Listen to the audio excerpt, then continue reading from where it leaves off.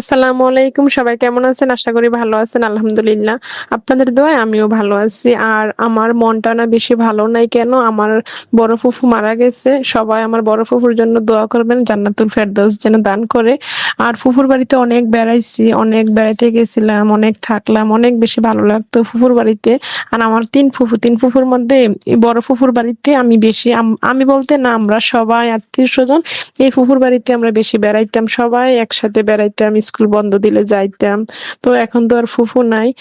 আর video অনেকদিন আপনাদের মাঝে দেওয়া হয় নাই আর কি, এই মন খারাপ, তার জন্য ব্যস্ততার কারণে ভাবলাম যে আগের একটা ভিডিও আছে। আর এই পিঠাগুলো না হালিমা ভাবি আমাদের বাসায় আসছিল, আসার পরে তাওসিনা আমরা সবাই রাফা একসাথে মিলে পিঠাগুলা খাইলাম, একটু আনন্দ করলাম। আর তখন অনেক আগের ভিডিও এগুলা।